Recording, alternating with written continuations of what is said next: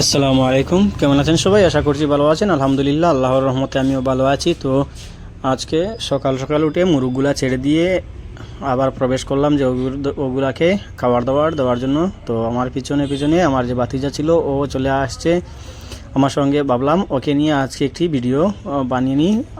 কালকে তো আপনাদেরকে ভিডিও দিতে পারছিলাম না, যে একটু অসুবিধা ছিল, সেজন্য আমি ভিডিও করতেও পারি না, প্লাস ওইগুলো আপনাদের সামনে উপস্থাপন করতে পারি না, সেজন্য অত্যন্ত দুঃখিত। তো আজকে ভাবলাম আপনাদেরকে দেখিয়ে দিই। এই যে বাচ্চা যেটা ভাতিজা হাত দিয়ে ধরার চেষ্টা করেছিল, ওটা আমার যে ওখন যে আমি 50টি এনেছিলাম ওই লটের। আজকে প্রায় ওদের বয়স 18 দিন। মাসাল্লাহ 18 দিনে ভালো একটা সাইজে চলে এসেছে। ওইগুলো আলোক ছিল, তবে কীভাবে একটা বের হয়ে এসেছে, ভাবলাম ওকে ওর জায়গায় দিয়ে দিই। আমি আপনাদেরকে এই ছোটো মুরগ যেগুলো এনেছি ওইগুলার একটি ভিডিও দেওয়ার চেষ্টা করব ইনশাল্লাহ।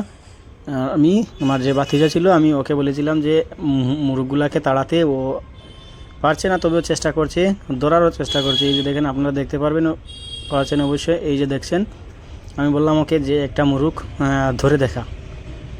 তো মুরগের পিছে পিছে দৌড়াচ্ছে, কিন্তু মুরগগুলা ধরতে পারছে না। দেখতে অনেক সুন্দর লাগছে, যেহেতু ছোটো বাচ্চা সেজন্য মুরগগুলা ধরতে পারছে না। এই যে দেখেন কী যে করছে, মুরগগুলা ধরতে পারছে না। এই যে খাওয়ার স্ট্যান্ডটা উঠিয়ে নেওয়ার চেষ্টা করছে।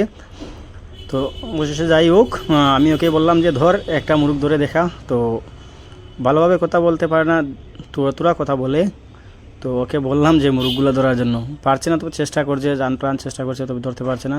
সেটা যাই হোক, তো আমি ভাবছিলাম আরও কয়েকটি মুরগের বাচ্চা আনবো, তবে ওখানে অনেক ঠান্ডাও পড়ে গিয়েছে। তো ঠান্ডার মধ্যে আমি ভাবলাম যে যেগুলো আছে ওইগুলা বিক্রি করে দিয়ে যে নতুন যে লটে উঠিয়েছি ওইগুলাও লালন পালন করার পর আমি কয়েকটি নিয়ে আসবো।